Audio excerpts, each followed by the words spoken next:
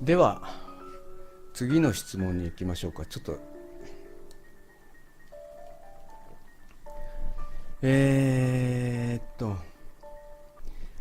これこれも質問もですね、大体ピックアップしてぶっつけで答えてる感じで、いきなりちょっと難しい話を拾ってしまいましたが、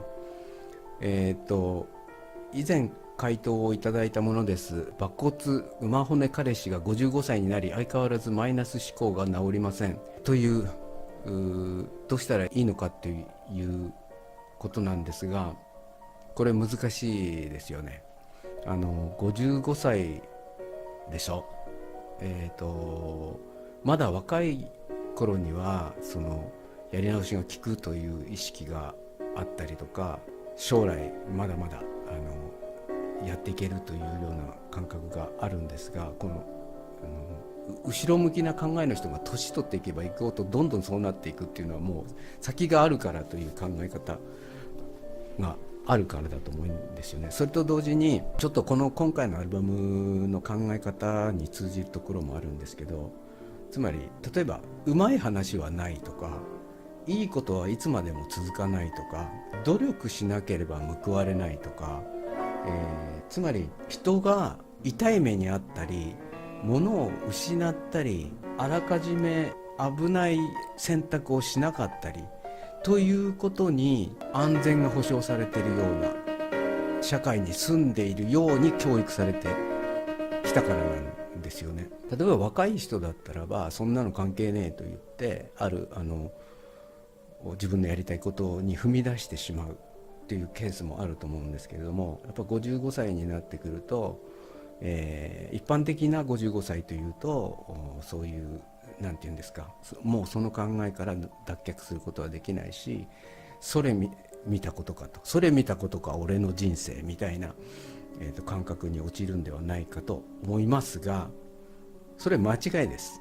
例えば努力しなければ報われない、それから人生うまいことばかりはない、いいことの後には悪いことが来る、何かを勝ち得なければ、得られない、これ全部嘘です。私はそう思います。そのように言われてきたし、長い間言われてきたし、それからそのような社会構造に見えますが、私を見てください。私努力してません。努力していないし、好きなことをやっただけです。それから、55歳より年上、ピーボ1号確か55歳より年上ですよ。彼を見てください。つまり55歳、世間一般の55歳はこうなんだという考えを捨てなければ、今のままだと思います。さらに55歳なんて言ったら私より10年年下ですよ。まだまだひよっこですね、これは。ですので、でもこういうことを聞いてもね、なかなか考えは体に染みついた習慣とか習慣的な考えや、それから常識や、それからつまり人が誠実にあるための条件みたいなものが不幸なんですよ。そのように教えられてきてるんです。不幸な人は誠実によって何ですか、美化されるような傾向があるんですね。チャラチャラしてて金持ってると、あいつは悪いことしてるんじゃないかと、多分そうだとは思うんですけども、でもその誠実さを美化するための条件が不幸であるというのは間違いだと、私はそう長年生きていて確信持ってそういうことができます。ちょっと取り留めないんですけども、これはこんなところで、ですからあなたは34歳ですね。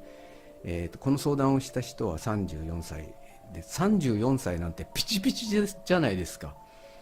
全然 OK です。だから今から彼氏をですね、教育し直してください。以上です。